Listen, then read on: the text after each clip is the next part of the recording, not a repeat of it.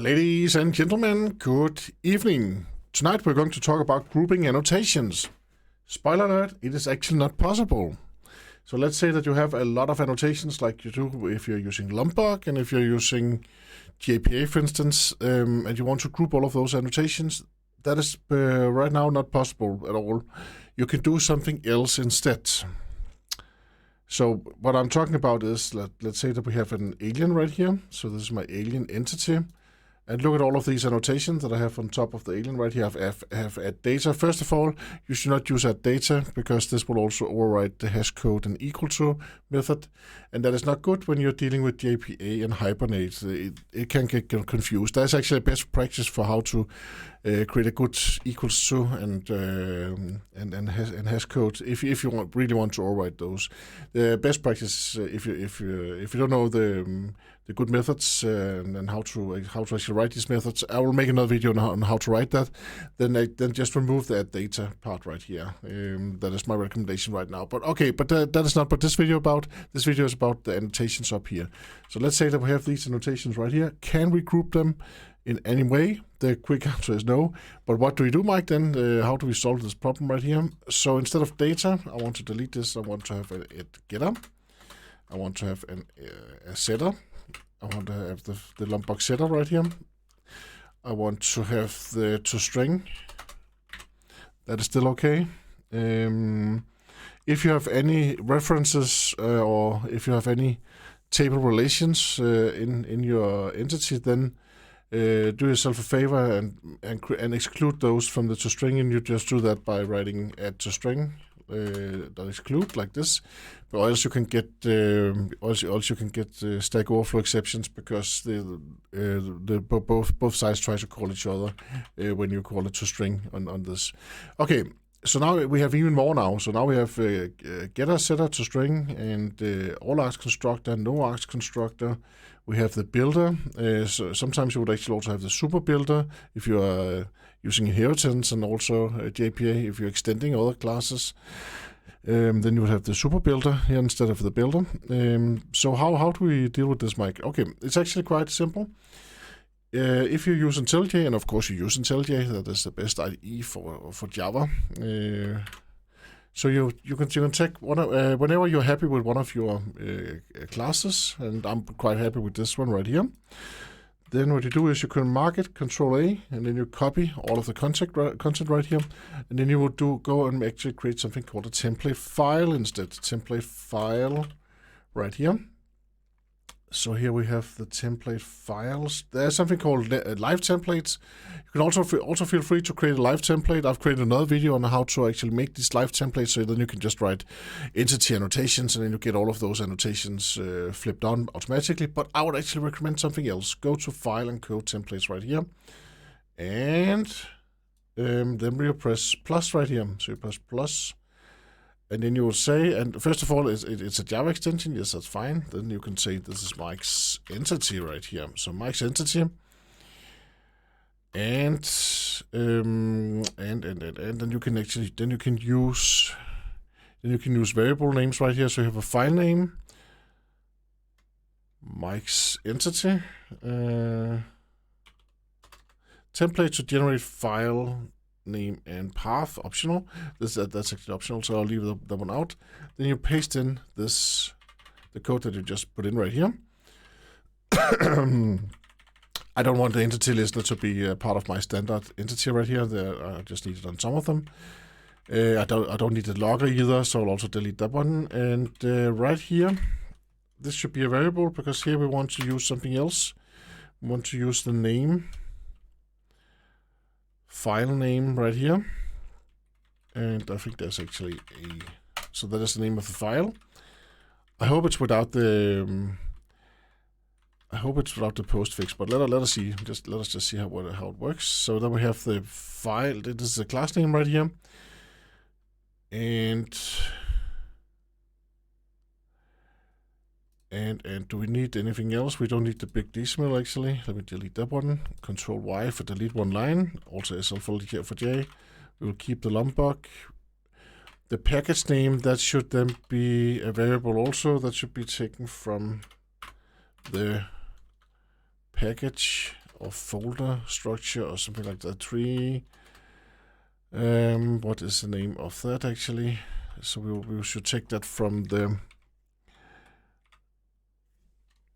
package. So that should be the package name. Current folder name is. Do we have something like that? Current folder package. Let me just. I'll look it up while. Yeah, in just a minute. So then we have the refor. Yeah, that's okay. So now we have this. So now we have this Mike's entity right here, and let me press apply. And here we can now see that we have a code template. So the code template is done. What I would actually like to do is I would actually like to go to class right here. And here we actually have we have package name. Here we can actually copy paste some of this from here. Copy, and then we will say. Then I'll go to my new Mike's entity, which is in the bottom right here. And then I'll paste that. I only need some of it. So I'll just say yes. And we will say, we don't need to pass the file header there, do we? No, we don't need that. So we have the name of the, okay, we have a lot of good things right here, but there was some mistakes, of course, also. So we have if package name is not nothing, then write package like this. Yes, that is much better. So that's actually okay. So now we have that part. Then we press apply. And of course, you can have as many as you want to.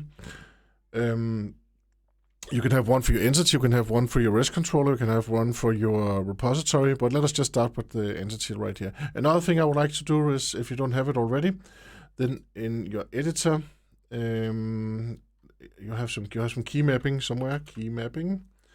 Here we have a key map right here, and here we will say new class.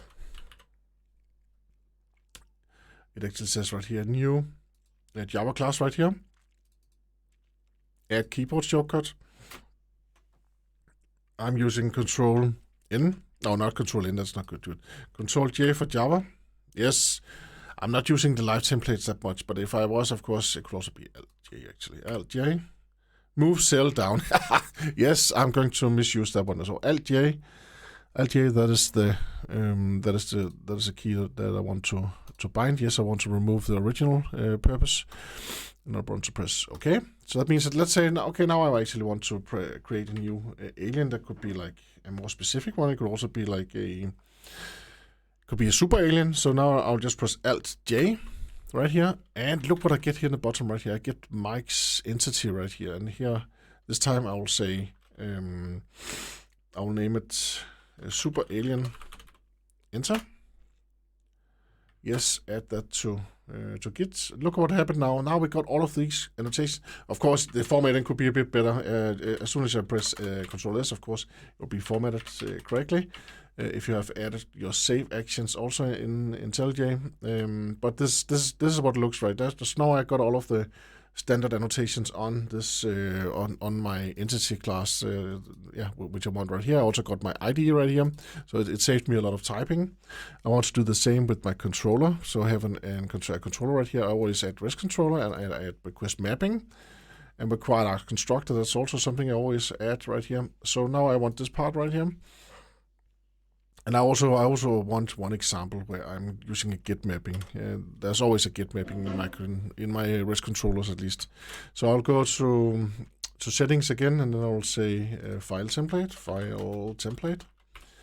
right here, and then I will find my file template, and I will find the Mike's entity right here, and I'll just copy it because now we already have one. So then let me just duplicate this one, copy template. And then we will name this Mike's REST controller instead. So Mike's REST controller, like this. And again, this time I'll just take the part that I like, and I'll remove the part that I don't like. I don't like all of these annotations this time, so I'll just remove all of that. I like the name actually, so I will say, but that's not enough to save, I think. So let me just delete all of that. Yeah, so I'll delete that. So we have. Also, I don't want any standard repositories. That's okay. I'll just type that in, and I'll start with a root mapping right there. And here we have the name. So that will be the name right here. And here we have the list alien let us just say list string, return list of, and then nothing. Then we our blank one. So now we return something, and then we can just change that one right here. So let me just, so now we have Mike's REST controller, and we say apply, and we say okay.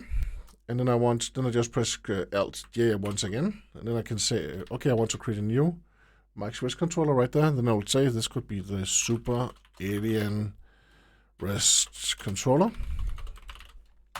Enter, add that one, and then I get all of this for free right here. And the imports were not correct, so right now I have to press Control Space right here. I will change my template so I will get the imports also. So let me just. Your template, it should always be so it works out of the box, right? There was also a curly brackets missing, so let me just copy this part right here. I'll go back to my file template, and you probably never have used it. You probably knew that it was here, but you've never used it. And that is why I'm making this cool video right here. So you would start using it. Start using all of these features. Most of programming is actually, it is usually, it's usually kind of the same, right? You can template a lot of your work, and most of it is actually navigation. So also learn the shortcut keys. Let us just create another controller just for fun now. So we'll say we'll actually create the super alien REST controller once again. So I'll delete it, and then I'll say Alt J. Yes. Go to Mike's REST controller. I'll say the super alien REST controller like this. Yeah, I added to Git. That's okay. I think I'm not sure. I'm not sure if I'm going to commit them. But now we actually have a template that actually works, and we have these annotations right here, which was added per default. You can do the same with live templates. That is inside the class. That means that right here you would then press you would just write whatever the live template is, and then you would get these three annotations right here if you want to group them like that. So you can use live templates, or you can use template files, and I'm using template files in this example right here because it makes much more sense. Also, let us create a repository. So that means in my repositories they always look like, they don't look like this suppressed warning unused. Yeah, that's because I've been cleaning up my warnings. So here we have the JPA repository right there. Is there anything we need there? Actually, no. But we always need some kind of query. So okay, let us take all of this. Copy. That was not. I was looking for annotations, but there were no annotations right there. But that's okay. Again, we will go down and we will make a copy of one of the existing ones. That's the easiest way to create a new template file, and then we will give it a good name instead of Mike's REST controller. Then it's Mike's repository. And of course, you don't need to name it Mike something, right? You can name it custom, or you can just name it whatever your name is, just as an extra bonus information. And here we have it. And here we say name like this. And instead of alien right here, then we would have some kind of object. I pressed escape, I think. So yes, I did. Okay, so we'll just enjoy creating it once again. So here we have the repository right here, and here we have whatever we want right here, and let's just make sure that we got the right part. Here we have, this should be name right here. And of course you can also add your custom variables right here. That is the cool part. So let's say that you want to add one extra custom variable, and I will do that in just 1 minute right here. I just want to finish this. I did it once again. It doesn't matter. You saw the principle. I don't know why I press escape. It's a bad habit I have. It's because when if I'm somewhere here and I want to go to the editor, then I always press escape, that I end up in the editor. It's just such a habit. Okay, so but let us just ignore the repository file template. Let us go to the REST controller. Now we want to add a custom variable there. So I'll go to Mike's REST controller right here, and instead of just having a / right here as the request mapping, then we can create a variable right here. Then we'll say mapping like this, or root mapping,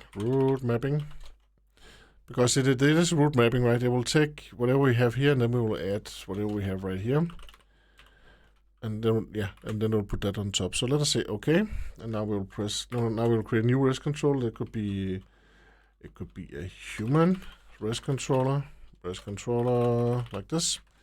We'll go down to my REST controller. Of course, if you want, these are right now these are sorted alphabetically. So if you want this to, or is it not? We have by type first, and then alphabetically afterwards. So if you want it to be in the beginning, then you can, you can name it on. You can name it. You can give it a good name. But let me just wait with that. So now press enter right here. Root mapping. What should that be? That should be humans right here, right? So now we start with humans, and look how beautiful this is. Now we have a request mapping that starts with humans, and of course we have aliens afterwards here. That does not make sense, of course. But you get the idea that we can have live template files, and then we can create custom variables inside those. So let me just go to class. I want to find a class. Class right there. And what do you want to do with this one? I don't want to do anything actually. I just want to.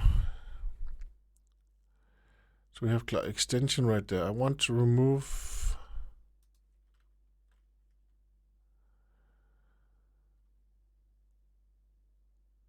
Reformat according to style. I would like it to actually to be listed along with the class right here, just like the class here. But maybe that's because it's a default. Yeah, that's because it's a default built-in one. It's a built-in code template, and we cannot. Here we can also, here's name, we have user, we have a lot of cool things right here that we can use that are just out of the box. Project name can also be a minute, hour, so we can also put a timestamp somewhere. Could be in the Java doc. Okay, so let us do that actually. So I'll take these variables right here. I'll go to my REST controller, and then I can create some cool Java doc, and I'm going to say this has been created by an end user, and then we can have a timestamp right here, and then we can say year, month. Yes, this is a scientific way of actually representing a date. That means year, month, day, and then the time also after that if you want to. We don't want to do that. We'll just say okay. Apply, okay. Then we'll delete the human REST controller, and we will create it again. So we'll say LJ. Oh, LJ, and then we'll say human REST controller. Mike's REST controller. What should the root mapping be? It should be human. Yeah, that's okay. Human, maybe earth / human. Yeah, that is okay. Add that to Git. Yes, why not? And look what we got right here. Now we have the timestamp. So we have the date, and we have the username right there. That is quite cool, right? Awesome. So use the code templates to group your annotations. There's no easy way. You cannot create an interface or something like that, or you cannot create a special type of annotation that then groups other annotations. That is not possible out of the box, at least. If you have some kind of solution of doing this, then please write me. Please write me in the comments below. Thank you very much for watching. Have a great evening, and hope to see you again very soon. Bye bye.